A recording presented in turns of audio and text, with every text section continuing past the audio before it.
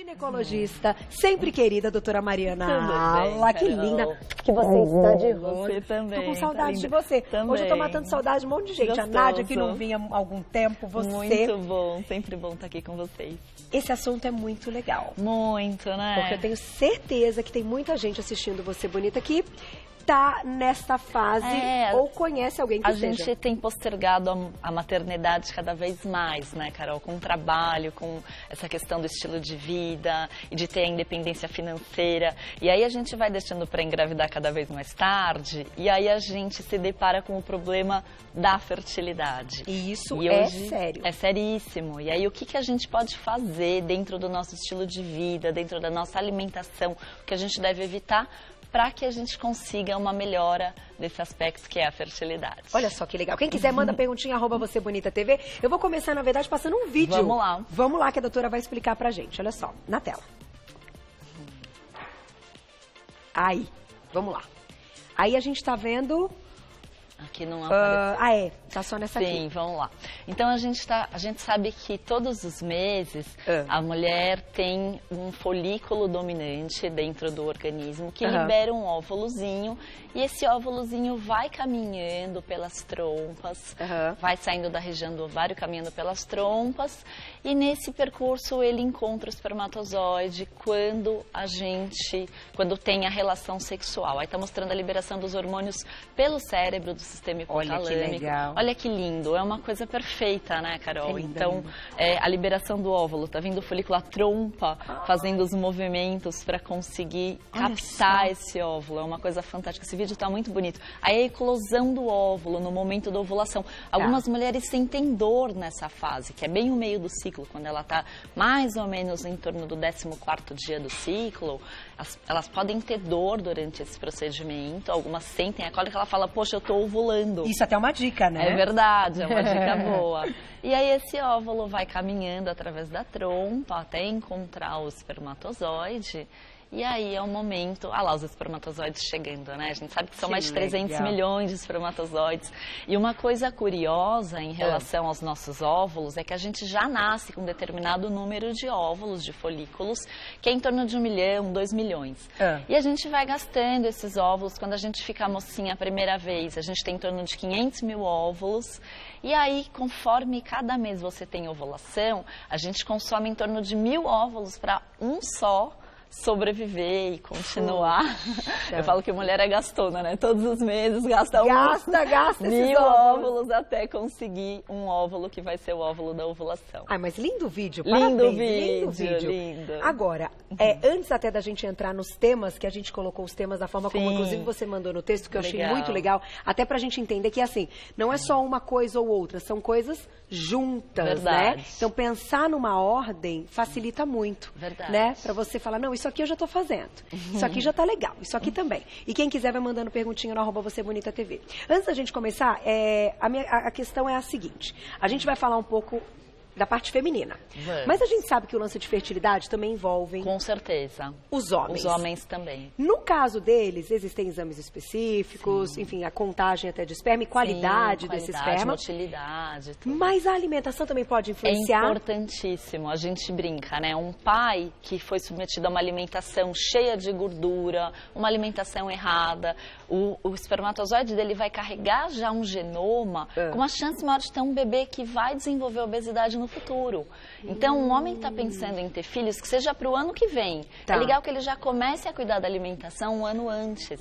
Puxa, que legal. E para que tenha uma qualidade melhor desses espermatozoides também. Então, sim, é importante. E mesmo atividade física, a mesma história que a gente fala para as mulheres, para os homens também. Porque é o genoma, é o presente que você vai deixar para o seu filho, para que ele seja saudável no futuro. Olha que bacana. Bacana. Sem contar que a gente sabe que excesso de peso, né, obesidade também é algo que atrapalha bastante. Com certeza. Homem e a mulher. Também. Nos dois casos. Sim. Vou deixar o primeiro tema, então, na tela.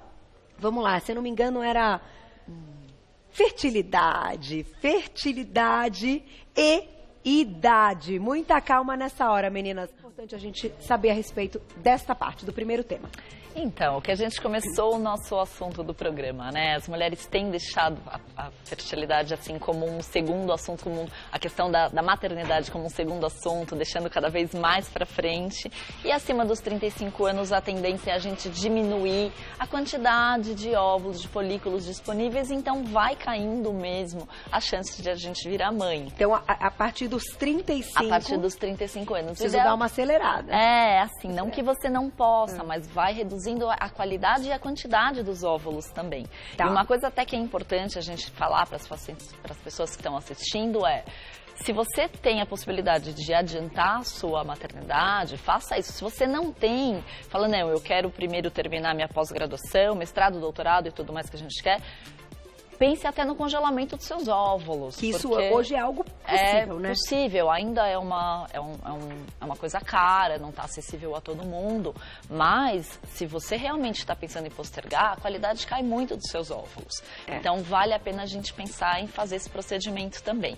Vai passando a idade, não adianta, vai caindo a taxa de fertilização. Doutora, você acha interessante aquele exame que faz a contagem de óvulos para as mulheres que ultrapassaram já, então, que já tem mais de 35 Depende. anos? O que a gente fala? Primeiro é assim, se a paciente tem até 35 anos e ela está tentando engravidar já há 1 ano, ela precisa de ajuda de um médico. Tá. Se ela tem mais de 35 anos, de repente já tem 6 meses que ela está tentando, nada aconteceu, aí precisa de uma investigação maior. Tá. Dentro da investigação tem a contagem dos folículos ovarianos, que é um ultrassom que a gente faz no 3º dia quando a mulher está menstruada. A gente pode fazer também algumas taxas hormonais, que tem o FSH, o estradiol e principalmente o hormônio antimileriano, que é um exame que a gente colhe no sangue e ele mostra pra gente como que tá a reserva, se ela pode engravidar ainda ou não. E se realmente ela tem mais idade, vamos supor que seja uma mulher já de 40 anos, aí a gente nem vai esperar, a gente já faz toda essa investigação e corre contra o tempo, né, Carol? Tá aí, então fica a dica também. Essa parte dos exames é muito importante, eu acho legal a gente esclarecer. Sim. Próximo item, que linda foto. Na tela, vamos lá. Período fértil. Ai, ai, ai, ai, ai. As meninas, embora saibam, se confundem. Confunde um pouco, né? Ainda que hoje em dia, com a questão dos aplicativos, eu sempre falo para paciente, porque eu falo, quando veio sua menstruação, ela fala, doutora, eu não faço ideia. Eu falei, baixa o aplicativo, tem vários aplicativos gratuitos no seu smartphone que você consegue anotar direitinho. E a maioria das mulheres tem um ciclo de 28 dias. Tá. Se ela menstruou no primeiro dia, a gente chama o primeiro dia do ciclo menstrual. Dali em torno de 14 dias é o dia da ovulação aproximadamente. Tá. Em torno de 3 dias antes, 3 dias depois, a gente chama isso de período fértil, né? Então é uma fase que ela tem uma chance maior de engravidar. E aí ela me fala assim, doutora, então eu tenho que ter relação todo dia nesse dia? Não tem necessidade. Por quê? O óvulo, ele vai estar... Ele fica vivo dentro da trompa até por 24 horas. Tá. Então, ela pode, por exemplo, ter tido uma relação no dia anterior, ele ainda vai ficar 24 horas, então o espermatozoide ainda vai encontrar esse óvulo. E o espermatozoide dura até 3 dias. Então, isso, às vezes, até um pouco mais. Tá. Então, o que a gente fala para a paciente? Cuidado, porque vamos supor que ela teve relação 3 dias antes do período fértil. Ela fala, eu não vou engravidar. Pode engravidar. Perfeito. Então, esse lance do período fértil...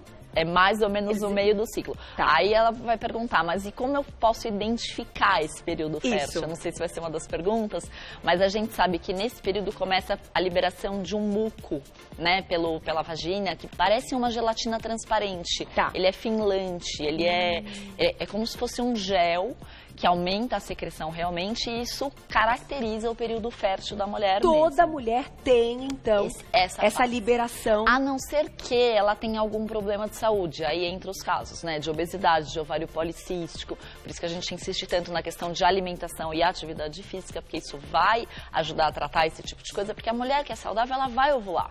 A mulher que está menstruando regularmente, ela está ovulando regularmente. Então a chance de engravidar... vai ter esse muco também. É bem maior. Né? É bem maior. Vamos colocar uma perguntinha? Ovário policístico, doutora, sabia? Sempre. Ovário policístico é complicado. Tá lá. Na tela, olha lá. Um beijo, Tati. Obrigada. Tive ovário policístico e tomei anticoncepcional por 10 anos, mas não tomo mais. Posso ter dificuldade de engravidar depois de tantos anos tomando anticoncepcional? Falando bem a verdade, é verdade que esses hormônios, essa liberação hormonal que é interrompida, mas simulada pelo anticoncepcional. Perfeito. Tá craque. Quando a pessoa para, fica um pouquinho nas células de gordura. Sim, isso é verdade? Sim, é verdade. São hormônios sintéticos, né? Pode demorar um tempo realmente para a gente se livrar dessas substâncias. E até pouco tempo atrás a gente ouvia ovário policístico igual tratamento com pílula anticoncepcional. Isso não é uma verdade absoluta, né? Hoje a gente sabe, tem inúmeros trabalhos mostrando que as principais abordagens para tratamento de ovário policístico é alimentação e atividade física regular. Olha só. Uma vez que essa menina emagrece, diminui a resistência insulínica, diminui a chance dela ter um diabetes no futuro, diminui a obesidade, ela passa a ovular, na maior parte das vezes. Em alguns casos a gente precisa de medicação, mas não é para olhar para a menina como se fosse sempre aquela coisa quadradinha. Ovário policístico igual pílula anticoncepcional. Não é. Vamos aproveitar e falar de alimentação. É um dos tópicos, não estava nessa ordem, eu acho que está lá para o meio, mas já que você tocou nesse assunto, eu acho legal. Qual seria uma dieta recomendada? Tem alimento que pode aumentar a fertilidade ou isso é mito? Não, isso é verdade. Assim, uma vez que você tem uma alimentação saudável, baseada principalmente... Hoje a gente tem falado muito da dieta DASH, da dieta mediterrânea. O que quer dizer essas dietas? Nada mais é do que você comer saudável. Então, retira as gorduras saturadas da sua dieta primeiro. Então, foge de açúcares, de doces, de alimentos processados. Então, aquelas bolachas, biscoitos, aquelas coisas prontas, cheias de glúten, cheias de açúcar, inflamam o nosso organismo. E o organismo inflamado, ele vai ter que lutar contra essa inflamação e não está nem pensando em produzir óvulos e hormônios sexuais e ter uma coisa regulada. Ele está pensando em combater a inflamação. Exatamente. Então, vamos desinflamar. Excesso de carne vermelha, excesso de, como a gente já disse, das gorduras, dos açúcares e tudo mais, foge da refrigerante, foge dessas coisas. Aí, a gente falou que não pode, vamos falar o que pode. As carnes magras, os peixes principalmente, os ovos, que são brilhantes, ótimas fontes de vitamina B6, de vitamina D, os cereais integrais, que tem que fazer parte de toda a dieta, né? A gente está aqui com grão de bico, com lentilha, com aveia, então azeite, tudo isso baseado dentro da nossa dieta mediterrânea. Peixes novamente, a sardinha, ótima fonte também de vitamina D e de cálcio. Às vezes as pessoas falam, doutora, eu não tenho que tomar cálcio. Poxa, a sardinha é uma ótima fonte, é um alimento barato. Né? E tem bastante. E aí quando a gente fala novamente das oleaginosas, cheias de vitamina E, as castanhas, faz um punhadinho, leva para o seu trabalho, faz um lanchinho da tarde, leva uma frutinha junto, né? Os carotenoides, os antioxidantes das frutas. Frutas com baixo índice glicêmico também é importante? Super importante, de novo. E aí você fala assim, Maria, então eu vou comer uma fruta no café da manhã, no lanche da manhã. Não coma só a fruta para não fazer um pico de açúcar no seu sangue. Coma a fruta e uma castanha, coma a fruta e uma granola, coma a fruta, né, e uma chia de repente junto. Isso é uma dica boa. E olha, sem querer a nossa culinária de hoje, então vai totalmente ao encontro disso que você está dizendo. Que foi o cozido com o grão de bico, tomate, brócolis. E aí para o homem também, né? A gente sabe que as ostras são ótimas fontes de zinco. São então, mesmo, as ostras. A gente trouxe ostra aqui uma vez. Sempre fala, né? Que os legal. Frutos do mar.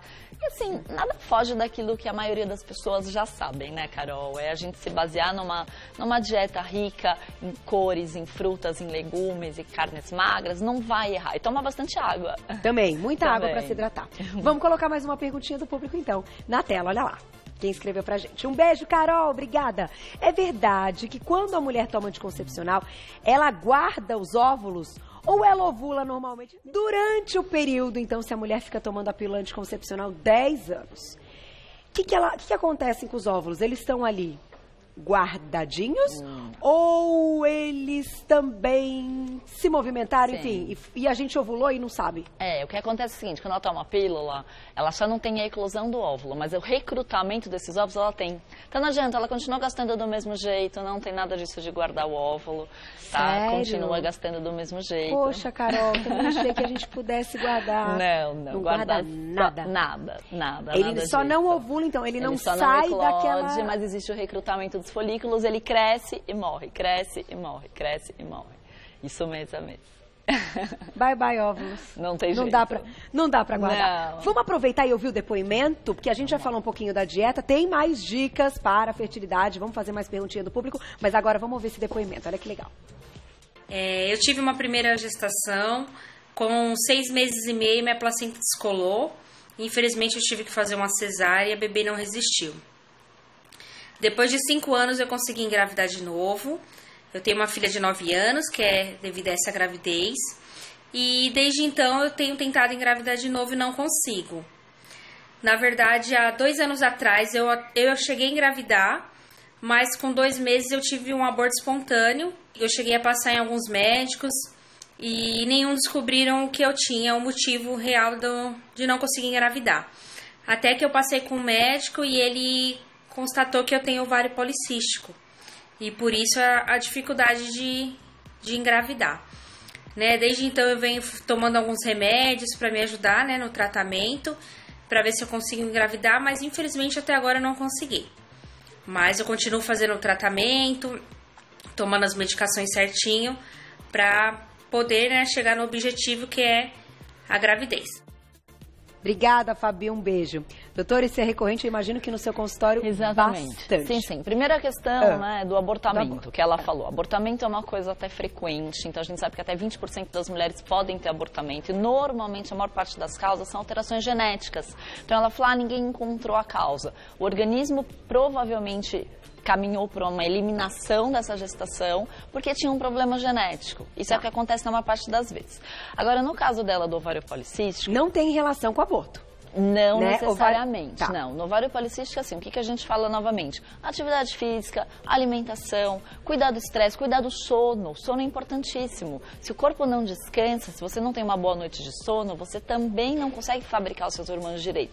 E aí, mais uma vez, voltando no policístico, a questão da obesidade. Porque se a mulher tem um sobrepeso ou uma obesidade, ela não vai ovular corretamente, assim como a anorexia, a falta de, né, aquela de ingestão de nutrientes. Então, os dois extremos, a mulher muito magra e a mulher acima do peso, não vai ter hormônio sexual e não vai ovular e acaba não conseguindo engravidar também. Doutora, interessante porque ela falou, eu já comecei a tomar alguns remédios e tal. Não vai adiantar. Como que aquele que começa com M não pode, né? Qual que é o princípio ativo? Metformina. A metformina pode. A metformina pode. Não é nome, então, é a bendita da metformina, tá? Que também, diabéticos também fazem uso. Também fazem uso. Só que, doutor, não vai adiantar nada essa pessoa se encher de metformina e não mudar a dieta. A metformina é uma molécula brilhante, tem estudos mostrando até da ação dela em partes das nossas células, são as sirtuínas, os telômeros, mostrando o envelhecimento das células, então ela poderia até agir nessa questão do envelhecimento celular. Tá. Então é uma molécula que está sendo muito estudada, com estudos promissores falando sobre isso, e até de prevenção de doenças no futuro, principalmente no caso das pacientes que têm ovário policístico. Agora não adianta, se ela é sedentária, se ela come errado, ela continua comendo uma dieta cheia de farinha branca, cheia de açúcar, ingerindo excesso de bebida alcoólica, né? Que a gente está até falando com uma mesa aqui, falando das coisas ruins para a fertilidade. Então, 2 doses de álcool por dia já são suficientes para aumentar o risco de câncer de mama. Imagina em questão da sua fertilidade o que não faz. E ainda tem cigarro e tem um outro item que nós vamos falar do outro. Que é o cigarro nem se fala, né? A gente sabe, além do risco das doenças cardiovasculares, do risco de morte por câncer, a mulher acaba entrando em menopausa mais cedo. Então, você imagina, é como se estivesse fritando os óvulos dela. Ela não consegue caminhar com esse tipo de ovulação e de funcionamento do ciclo menstrual corretamente. Tá. E aí o excesso de café, porque assim, 2, 3 xícaras de café por dia, perfeito, ele é antioxidante, ele tem flavonoides, ele é muito bom para a nossa saúde. Agora, tem mulher que chega falando, doutor, eu tomo 5 cafés, 6 cafés, 7 cafés, 10 cafés por dia. Não, isso também não é interessante. Tá. Isso também pode atrapalhar o seu ciclo menstrual. Tá aí, disse tudo. Fabi, obrigada, viu? E boa sorte. Tenho certeza que você vai conseguir sim. Vamos lá. Na tela, próximo item. Álcool, que a gente já falou. Que já falou que quanto mais, né, mais doses, não, e as pessoas menos falam pra mim, chance. Doutora, mas eu ouvi o cardiologista dizendo que se eu tomasse um vinhozinho todo dia não tem problema. A questão é o álcool, então seria lindo você realmente ter uma ingestão do resveratrol, que é o antioxidante da uva, mas que não viesse o álcool junto. Então, se você tomar 2 taças de vinho por dia, você está aumentando o seu risco de câncer de mama. Então não é interessante. E tentando engravidar... Pior ainda. Porque se engravida, você não pode consumir álcool. E grávida não é para beber álcool algum. Então, isso já está estabelecido. A partir do momento que você começa um preparativo, né? O ideal é não consumir. Porque você não sabe também se você tá. Né? Tem um tempinho até que você descubra se você conseguiu engravidar. E nesse tempinho, são vários dias e algumas semanas, você pode estar ingerindo álcool e estar grávida. É isso mesmo. Então, eu acho que aí a gente junta esses 2 pensamentos. Vamos colocar só mais um tema, dá tempo, porque esse do álcool ela já tinha comentado. Ou perguntinha do público, você decide, Fu. O que colocamos agora? Mais um tema ou perguntinha do público? Público, tá quase pronta. Quando estiver pronta, vamos colocar na tela. Aí a gente fecha. Tem umas coisas muito legais aqui que eu vou fechar mostrando isso aqui, ó, na tela. Jamile, um beijo. Tenho 21 anos, descobri cistos no ovário. Posso ter algum problema então para engravidar? Não. O cisto no ovário é tranquilo? Não. Ela pode ter folículos de ovulação, sinal que o ovário dela tá funcionando direitinho. Se ela menstrua todos os meses, se ela não tem irregularidade menstrual, relaxa que tá tudo certo. Relaxa que tá tudo certo. Jamile é novinha também? Se cuida desde já. Isso mesmo. E quando chegar a hora certa, né, vai dar tudo certo. Eu vou só fechar mostrando isso aqui, que você colocou aqui alguns comprimidos, tem a pílula. O que é isso, Eu deixei doutora? um pouquinho pra gente falar da suplementação. Então, é ótimo que a gente tenha sempre uma dieta saudável e que a gente consiga ingerir o maior número de vitaminas e minerais dos alimentos, da comida. Agora, a gente sabe que em alguns casos a gente não consegue. Principalmente a questão do ácido fólico, né? Porque o ácido fólico, mesmo a gente tendo farinha enriquecida, a gente precisa de 1 ano de ácido fólico antes de engravidar. Esse é o ideal, até para além de evitar defeitos da coluna, espinha bífida, todas as malformações, também pensando num trabalho de parto prematuro, de doenças na gestação por falta de ácido fólico. Então, o ideal é 1 ano antes de suplementação, sim. Tem a questão do ômega 3, tem a questão dos probióticos que vão mudar a flora e com uma flora vaginal melhor, a gente tem um funcionamento do organismo melhor também. É legal fazer, então. Sem dúvida, probiótico antes até de engravidar. Normalmente é manipulado esse probiótico? Tanto faz, pode ser manipulado, pode ser pronto, né? A gente, quanto a isso, não tem problema. Aí a gente deixou a questão só do gel lubrificante, que isso poderia interferir um pouco na hora da mulher engravidar, então, para tentar evitar na maneira do possível. Tem alguns, eu acho que isso uma vez a gente falou numa pauta, que não tem qualquer substância que mate os espermatozoides. Sempre a base de água que é melhor. Eu trouxe também aqui a curcumina, que é um antioxidante brilhante, que é a cúrcuma longa, né, que é o açafrão da terra, que a gente pode colocar na nossa alimentação, pode ser através dos alimentos ou através de cápsulas também, como uma medida antioxidante para o melhor funcionamento do organismo. Muito bom. E isso aqui?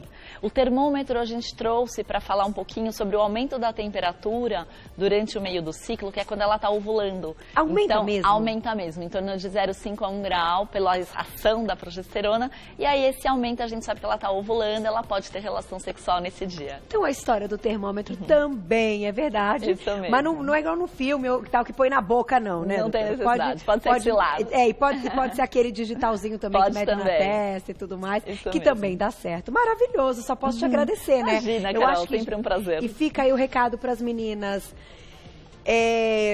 procure ajuda. Né? Você já tem um tempo, como você falou, hoje tem tanta coisa. Não é só, mas será que eu vou ter que fazer, então, algo, né? Enfim, uma reprodução humana, tal, artificial. Não, tem tanto caminho até lá. É verdade. Né, doutora? Então, isso mesmo. Eu acho que essas dicas ficaram bem, ó. Não dá pra esquecer. E lembra, sentiu uma dorzinha?